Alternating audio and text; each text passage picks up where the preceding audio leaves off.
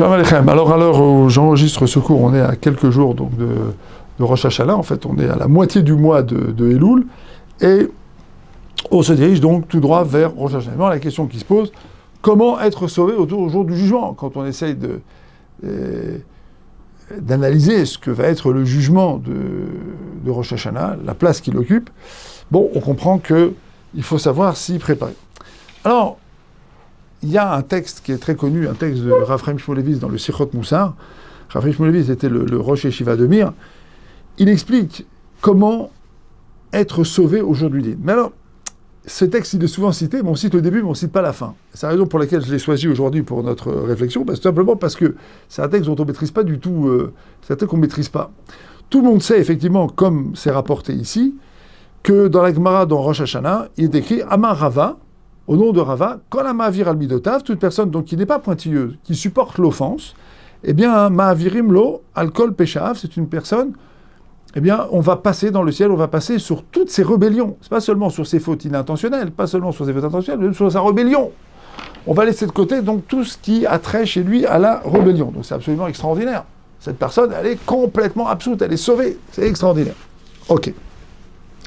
Alors évidemment, qui est concerné par cette règle? Est-ce que quelqu'un qui, lorsqu'il est offensé, se tait, mais au fond, il n'en pense pas moins? Au fond, il maudit son interlocuteur et au fond, il pense que celui qui l'a offensé, il ferait mieux de se retrouver au 7e département inférieur du Guéhinom et qu'on n'entend plus jamais parler de lui. Est-ce qu'il lui souhaite de se faire couper en 8?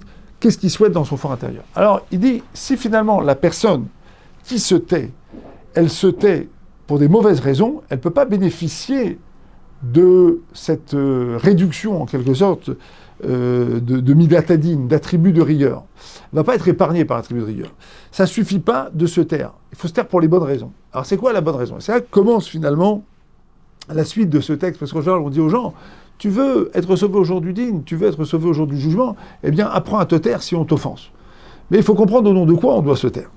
Alors la Gemara continue, et elle dit un petit peu plus loin, le mi chez Noséavon, le mi chez Over al Pesha. Alors c'est vrai, on va pardonner, on va passer sur les offenses d'une personne, donc si elle-même, elle est capable de passer sur les offenses. Mais alors attention, c'est marqué que Akadosh Baruch Hu, dans le prophète Micha, il y a Michée en français, au chapitre 7, au verset 18 et 19, il y a un passouk là-bas qu'on va citer pendant le tachlir, pendant la cérémonie, on va jeter nos fautes symboliquement dans l'eau. Là, qu'est-ce qui est écrit? Miel kamocha, nose avon, over al pesha, lisherit nachalato, lo echezik la adapo. On dit à Akadosh Baruch Hu, qui est comme toi? Miel kamocha, nose avon, qui supporte la faute, nose avon. Over al pesha, qui passe donc sur les offenses. Et passe sur les offenses, tu veux qu'Akadosh Baruch Hu passe sur les offenses, il faut que tu passes sur les offenses. Mais après, ça continue, lisherit nachalato. Alors la traduction littérale du verset, elle dit lisherit nachalato, c'est au reste de ton héritage.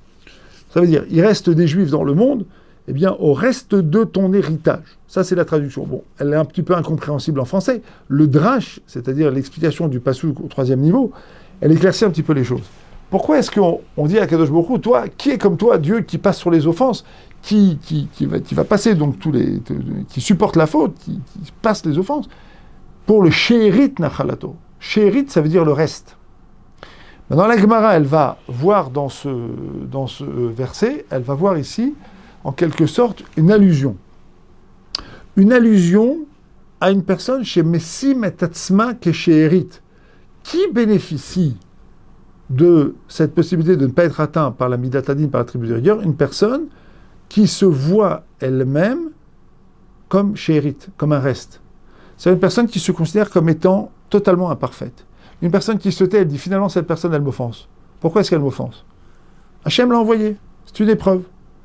Maintenant, pourquoi Hachem il m'envoie cette épreuve? Parce que je ne suis pas parfait. J'ai encore beaucoup de travail à faire, j'ai encore beaucoup de choses à réaliser.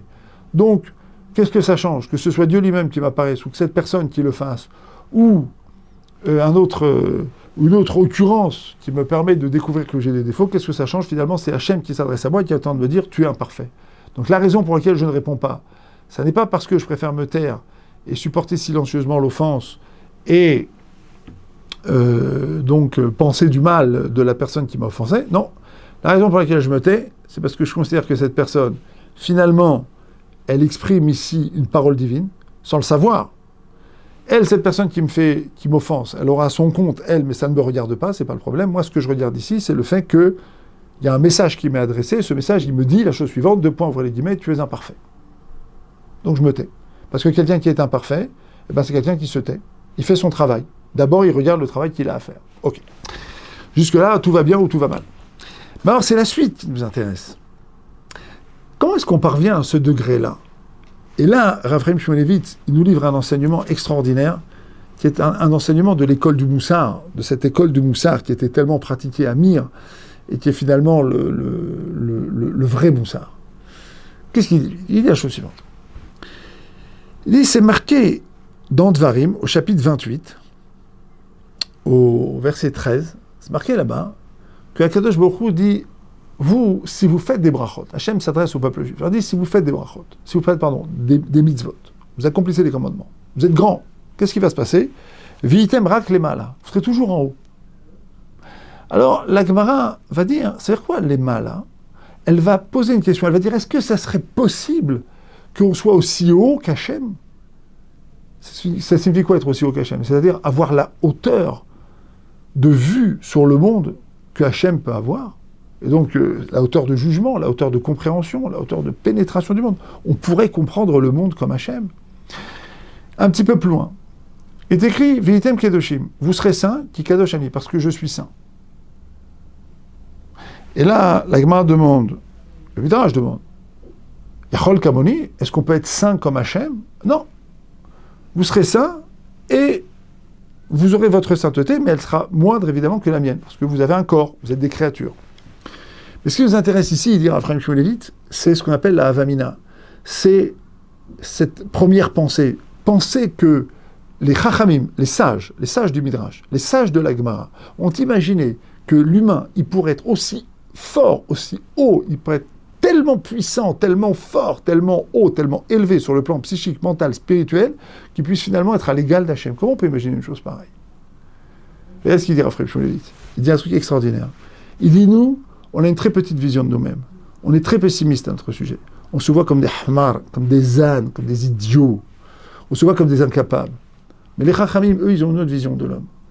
Ils pensent que l'homme, il peut atteindre des hauteurs inimaginables.